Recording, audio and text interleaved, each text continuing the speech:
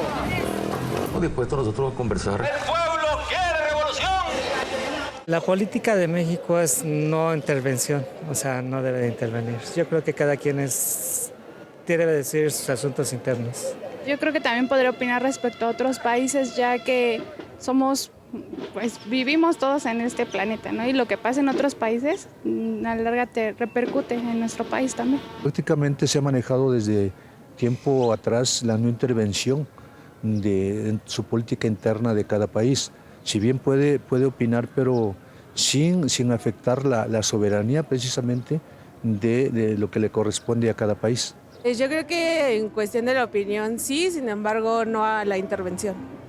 Yo creo que en la medida de lo posible que se trabaje en cuestiones de derechos humanos, que se profundicen en ellos, va a repercutir no solo en México, sino en otros países.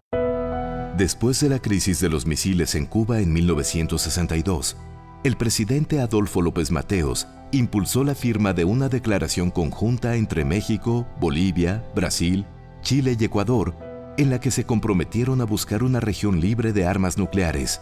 La declaración abrió el camino para una serie de reuniones que culminaron con la redacción del Tratado para la Proscripción de Armas Nucleares en América Latina y el Caribe, mejor conocido como el Tratado de Tlatelolco. Años después, el diplomático mexicano Alfonso García Robles sería acreedor al Premio Nobel de la Paz por el impulso a este documento. El anterior es un ejemplo de la tradición de México como mediador en conflictos internacionales. La mediación típicamente se basa en una negociación apoyada por un tercero imparcial que promueve el diálogo entre las partes para llegar a acuerdos. Más que hablar de la mejor época de la diplomacia mexicana, quiero referirme a iniciativas que fueron paradigmáticas y que han ocurrido en distintos momentos de la historia de nuestra diplomacia. Esas iniciativas suelen tener que ver con dos cosas. Uno, momentos en los cuales hemos tomado acción para ensanchar o defender nuestra autonomía y desde ese punto de vista defender mejor nuestros intereses y no siempre bailar al son de las grandes potencias. Y las segundas tienen que ver con la posibilidad de zanjar acuerdos internacionales que han sido importantes para el desarrollo del país desde distintos puntos de vista. Yo creo que es difícil hablar de uno o de dos momentos. Yo creo que podríamos resumir que cuando ha habido conflicto, lucha de contrarios, México ha podido recordar, reiterar y sobre todo vivir la política exterior a partir de sus principios, no intervención, resolución pacífica de conflictos. Entonces, en distintos momentos de nuestra vida diplomática y sobre todo hablando de la región latinoamericana, México ha tenido momentos espléndidos de liderazgo, de poder llevar soluciones, aportar con sus expertos, con sus diplomáticos y sobre todo con su tradición la solución de conflictos. El antecedente inmediato de la negociación del Tratado de Tlatelolco es la crisis de los misiles en Cuba en 1962. Fue un momento muy álgido de la Guerra Fría donde se pensó que podría existir una guerra nuclear entre Estados Unidos y la Unión Soviética y para México resulta que ocurrió al lado de casa, en nuestro propio vecindario, y la posibilidad de que existieran cabezas nucleares activas en un país vecino con el cual compartimos mar territorial, desde luego sonó todas las alarmas. De tal manera que hubo un interés muy preciso de eliminar esa fuente de inseguridad tan grande y de eliminar la posibilidad de que existiera una carrera armamentista dentro de nuestra propia región. Alfonso García Robles hizo una enorme tarea al servicio de la diplomacia mexicana y de lo multilateral en el tema del Tratado de Tlatelolco. El reconocer que habíamos estado cerca de un peligro con los misiles rusos en Cuba, venía una gran necesidad de buscar vías del desarme. Y Tlatelolco, los tratados de Tlatelolco, nos permiten reconocer el papel de México justo en una iniciativa de ese tipo. Yo lo pondría como un muy buen ejemplo. Pero además después se convirtió en un modelo a seguir por el cual se siguieron produciendo nuevas zonas libres de armas nucleares hasta sumar hoy en día 5 y que además incluyen a 115 países del orbe. El tratado fue un modelo de referencia para eso y además fue un tratado que estableció algunos elementos importantes de derecho internacional como el principio de no discriminación, es decir, que todas las partes estuvieran igualmente obligadas por las mismas cláusulas del tratado y no que se permitiera, como en el TNP, el Tratado de No Proliferación, la existencia de algunos países que eran menos iguales que otros porque se les reconocía la legítima posesión de armas nucleares.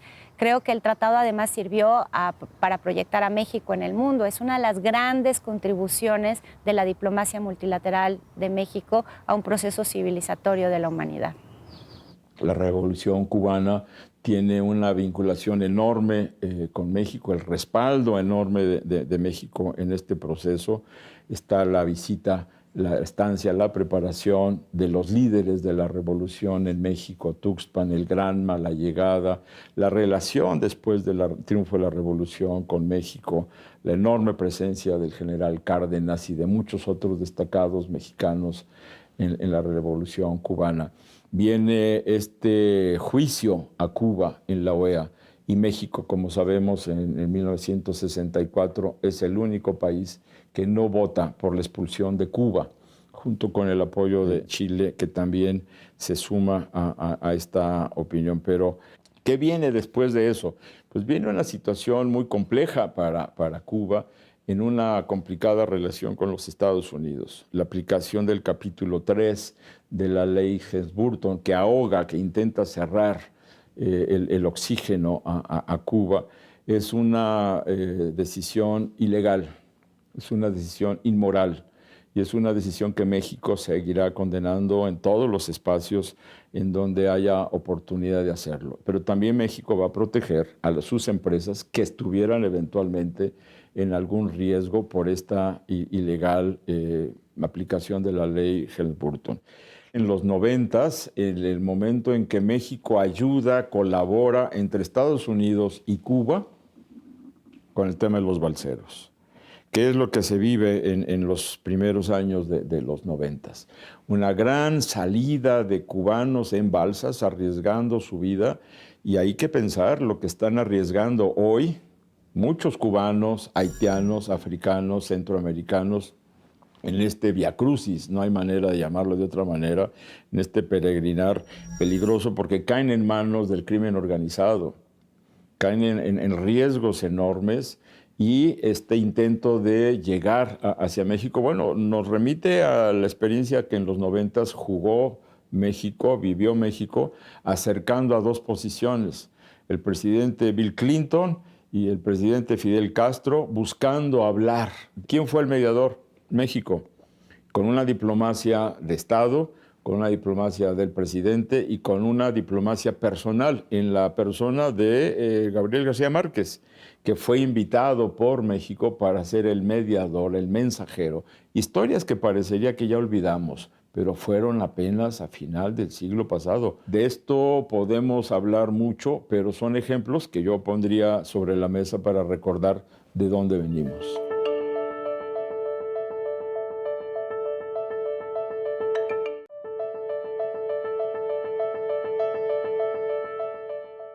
Otro capítulo emblemático en el que México participó como mediador se dio frente a los conflictos armados en Centroamérica en los años 80, convocados por el primer ministro sueco y los premios Nobel Gabriel García Márquez, Alfonso García Robles y Alva Myrdal.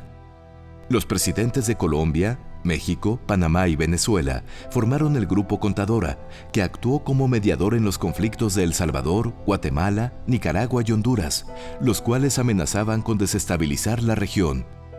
Gracias a la mediación del Grupo Contadora, en 1983, los gobiernos centroamericanos firmaron un documento donde manifestaron su voluntad de promover la democratización y terminar los conflictos armados. En 1984, fue presentada el Acta de Paz y Cooperación en Centroamérica de Contadora, que obtuvo el respaldo generalizado de los países democráticos de América Latina. Si bien el Grupo Contadora no logró establecer una fórmula de paz aceptable para todas las partes involucradas, sentó los fundamentos para el llamado Acuerdo de Paz de Esquipulas en los años siguientes, el cual permitió reformular completamente la política centroamericana.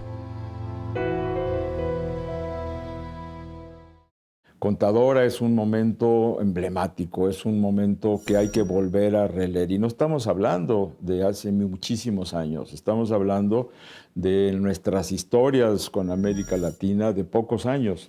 Y hace pocos años había guerra civil en Nicaragua, había guerra en El Salvador. Y México, junto con otros países, pudo aportar, su búsqueda de la paz, su búsqueda de la construcción de consensos, con un argumento, el diálogo. Acerquemos a los contrarios. El principio de la búsqueda del diálogo, el principio del respeto a la autodeterminación, que lo resolvieran los centroamericanos, pero con el apoyo y el acompañamiento de México, es la parte central que hace viable esta construcción de consensos, a partir de vasos comunicantes en donde las fuerzas se van convenciendo de que no hay otra alternativa. Entonces, los acuerdos de Chapultepec, la construcción de la paz en El Salvador, tuvo que ver mucho una gran cantidad de actores. Yo no nada más hablaría de la delegación gubernamental mexicana.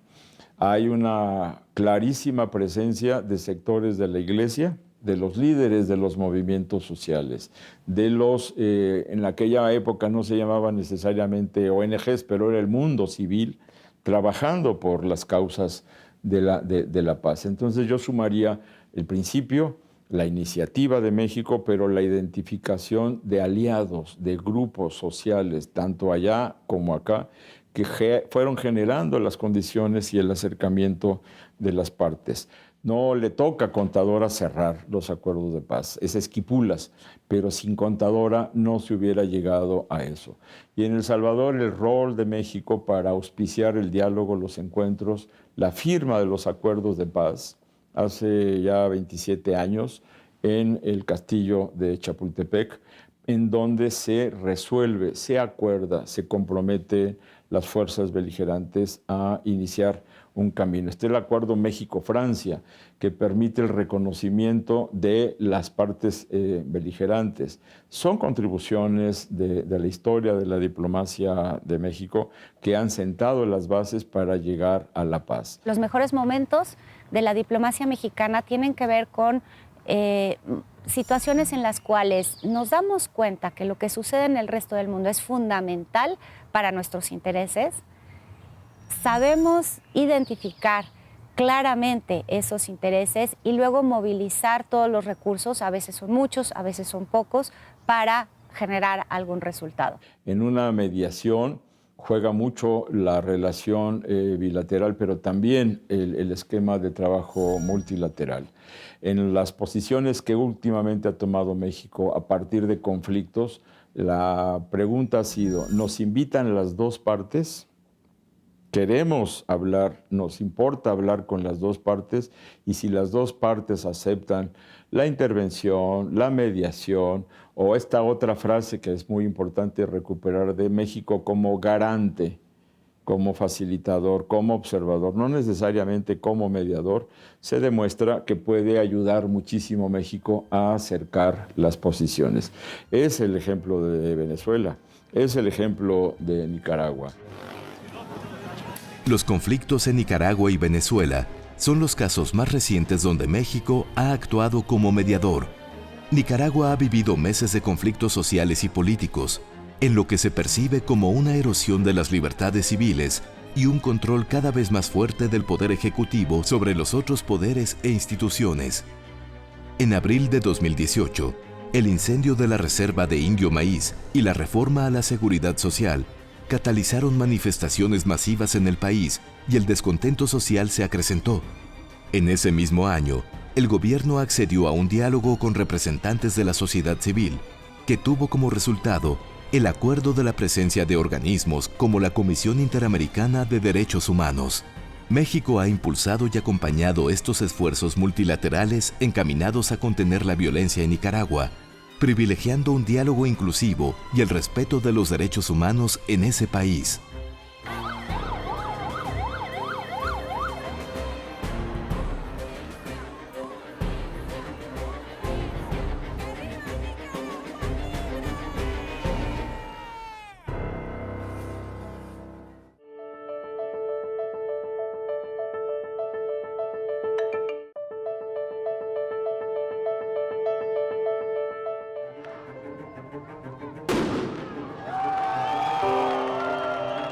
La situación en Venezuela se ha deteriorado en los últimos años. Para principios de 2019, la inflación había superado el 1.000.000%.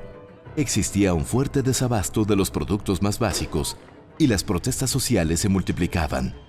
La comunidad internacional, incluyendo a México, ha manifestado su preocupación por la crisis humanitaria que afecta a los venezolanos y que los ha llevado a flujos migratorios masivos. Las tensiones políticas se agravaron en las elecciones que siguieron a la muerte de Hugo Chávez en 2013. Nicolás Maduro, designado como su sucesor, alcanzó el 50.6% de los votos, seguido de Enrique Capriles. Sin embargo, este último desconoció los resultados y solicitó el recuento de votos. La inconformidad con los resultados siguió cauces institucionales y se concluyó que Maduro había obtenido la victoria, aunque su índice de aprobación ya era bajo. En 2014, la caída en los precios del petróleo desestabilizó a la economía venezolana fuertemente petrolizada y la pobreza e inflación empezaron a aumentar de forma alarmante. El desabasto de productos a nivel nacional llevó a una serie de protestas sociales y algunas de ellas fueron reprimidas de manera violenta. Los dirigentes opositores al gobierno de Maduro denunciaron acciones en su contra y varios fueron arrestados. En las elecciones de 2015 para la Asamblea Nacional triunfó la oposición. Sin embargo, antes de que la Asamblea Nacional previa dejara sus puestos, modificó leyes y nombró a nuevos magistrados al Tribunal Supremo de Justicia. Todo esto en medio de numerosas protestas. En 2017, el Tribunal Supremo de Justicia, afín a Nicolás Maduro, intentó disolver la nueva Asamblea Nacional sin éxito. Meses después, casi 7.2 millones de venezolanos votaron en un referéndum no vinculante organizado por la oposición, en el que 98% rechazó los cambios constitucionales propuestos por Maduro. El gobierno desconoció el referéndum y convocó a elecciones para reemplazar a la Asamblea Nacional con un nuevo cuerpo legislativo más cercano a Maduro, llamado Asamblea Nacional Constituyente. En 2018, Maduro fue reelegido presidente con 68% de los votos. La oposición y varios países en la región desconocieron los resultados de las elecciones. En enero de 2019, Maduro tomó protesta como presidente reelecto. 13 días después, Juan Guaidó, presidente de la Asamblea Nacional, ahora sustituida por la Asamblea Nacional Constituyente, se declaró presidente interino de Venezuela en medio de protestas contra el gobierno.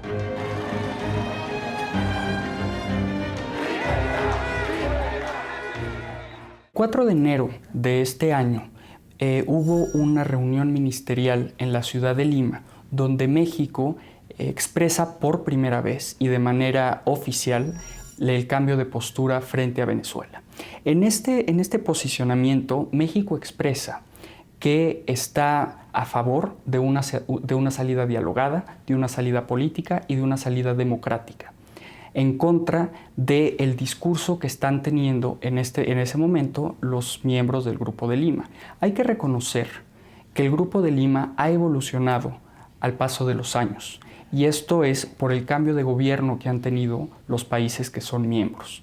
Las corrientes políticas que han gobernado los países han cambiado y por lo tanto la postura frente al conflicto venezolano de igual forma ha cambiado. Creo que México intentó hacer un esfuerzo muy valioso de acercar a las partes y de mediar políticamente en Venezuela.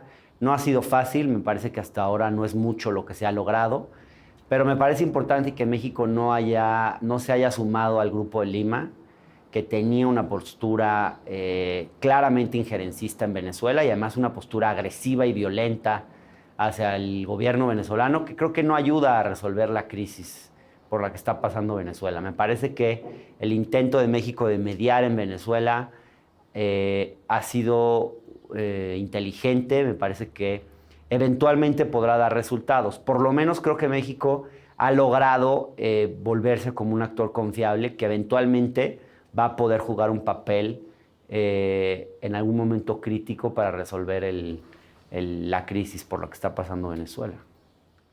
México, junto con Uruguay y 13 integrantes de la Comunidad del Caribe, proponen el mecanismo de Montevideo. Esta iniciativa se distingue frente a la del Grupo de Lima o la del Grupo Internacional de Contacto como un mecanismo o como una metodología neutral donde las partes en conflicto pueden sentarse a platicar y a negociar. Esto responde a la posición original de México a favor de un diálogo y de una solución política y democrática. El cambio de postura de México hizo que pudiéramos construir puentes de comunicación con actores nacionales e internacionales involucrados en este conflicto. Por una parte, la comunicación que tiene el actual gobierno con los actores y las autoridades afines a Maduro es muy importante. De igual forma, con el sector de la oposición. En un caso muy concreto, me parece que la manera vergonzosa en la que el gobierno de Bolsonaro o el gobierno de Duque se sumaron a la política exterior de Estados Unidos en el caso de Venezuela o en otros casos, ahí hay un tema que México tiene que poner una distancia, y yo veo muy bien que México se haya distanciado de esos países, de esos gobiernos, y no sumarse al discurso confrontacionista y a la estrategia intervencionista de Estados Unidos en Venezuela. Tanto en la Organización de Estados Americanos como en el Consejo de Seguridad de Naciones Unidas, México ha abogado por el ingreso de ayuda humanitaria por organizaciones internacionales de prestigio y neutrales. Esto con el objetivo de que se cumplan a cabalidad los principios internacionales de ayuda humanitaria. Nosotros no podemos permitir que la ayuda humanitaria sea utilizada con fines políticos. Esta neutralidad no debe ser confundida con indiferencia. México no es indiferente con la situación humanitaria que actualmente viven los venezolanos. La neutralidad se refiere a que México no va a tomar parte en la crisis política y en el conflicto político que actualmente vive Venezuela. Debemos ser críticos también con la propia izquierda y específicamente creo que en el tema de los derechos humanos no podemos ser omisos. Hay una parte de la izquierda en México, yo diría de la ultraizquierda, que es un grupo marginal pero muy vociferante, que de alguna manera defiende el régimen de Maduro y no quiere ver las múltiples violaciones que hay a los derechos humanos en ese país. Yo creo que es posible ser neutral y tener un papel activo, y además creo que los países neutrales en determinados conflictos de hecho están en una posición privilegiada para contribuir a la solución de conflictos en la medida en la cual las partes involucradas entienden que hay equidistancia. La clave es generar confianza, y la confianza se tiene que generar en ambos lados. Que los personajes, los movimientos que están en conflicto confíen en México, y que también México pueda aprender a confiar en aliados reales, en actores reales. Por ello, la importancia del reconocimiento a las fuerzas beligerantes, porque eso también da una certeza, una certidumbre de que estamos hablando en serio. Creo que un país como México ha demostrado a lo largo de la historia que también ha sido capaz de mediar desde una posición de neutralidad y obtener los resultados deseados. Por ello, la experiencia mexicana en la historia no se puede olvidar. Tiene directamente que ver con el presente.